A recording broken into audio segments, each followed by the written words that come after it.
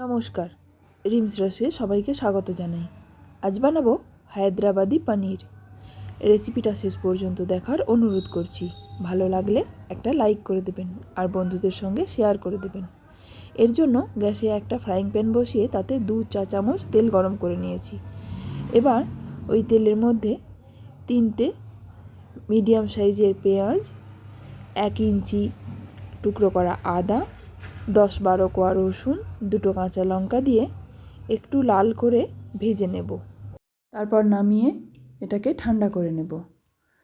এবার একটা পেস্ট বানানোর জন্য মিক্সির জারে পেঁয়াজ, আদা, রসুনটা দিয়ে দেব। তারপর অল্প একটু পুদিনা পাতা আর 1 মুঠো ধনে পাতা অল্প জল দিয়ে একটা মিহি পেস্ট বানিয়ে নেব। এবার ওই একই ফ্রাইং প্যানে 2 টেবিল চামচ তেল গরম করে নিয়ে তাতে টুকরো করা 300 গ্রাম পনির দিয়ে একদম লাল লাল করে ভেজে নেব। পনিরগুলো লাল করে ভাজা হয়ে গেছে।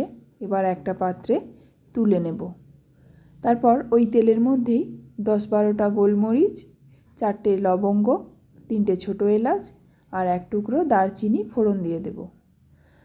ফোড়ন থেকে সুন্দর গন্ধ বের হলে পেস্ট করে রাখা মশলাটা দিয়ে মিক্সির জারটা ধুয়ে অল্প একটু জল দিয়ে দেব। তারপর 2-3 মিনিট ধরে মশলাটাকে কষিয়ে নেব। 2-3 মিনিট পর 3 টেবিল চামচ ফেটিয়ে রাখা টক দই দিয়ে দেব। এই সময় গ্যাসের ফ্লেমটা একদম লোতে রাখতে হবে। তারপর মশলার সঙ্গে টক দইটা যখন ভালো করে মেশানো হয়ে যাবে, গ্যাসের ফ্লেমটা মিডিয়ামে করে দিতে হবে। এরপর একে একে গুঁড়ো মশলাগুলো দিয়ে দেব। 1/2 চা চামচ কাশ্মীরি লঙ্কার গুঁড়ো, 1/2 চা চামচ হলুদ গুঁড়ো, 1/2 চা চামচ ধনে গুঁড়ো, 1/2 চা চামচ জিরে গুঁড়ো, 1/2 চা চামচ গোলমরিচ গুঁড়ো আর 1/2 চা চামচ গরম মশলার গুঁড়ো। এরপর পরিমাণ মতো নুন দিয়ে দেব। তারপর সব কিছু একসঙ্গে ভালো করে কষিয়ে নেব আরও 2-3 মিনিট ধরে। 2-3 মিনিট ধরে কষানোর পর অল্প জল দিয়ে দেব। তারপর জলটা ভালো করে মিশিয়ে নিয়ে ঢাকা দিয়ে একদম লো ফ্লেমে আরও 3-4 মিনিট কষিয়ে নেব। 3-4 মিনিট পর ঢাকনা খুলে 2 টেবিল চামচ ফ্রেশ ক্রিম দিয়ে দেব। ফ্রেশ ক্রিমটা মশলার সঙ্গে ভালো করে মিশিয়ে নিয়ে এবার ভেজে রাখা পনিরগুলো দিয়ে দেব। তারপর গ্রেভির সঙ্গে পনিরটা ভালো করে মিশিয়ে নেব।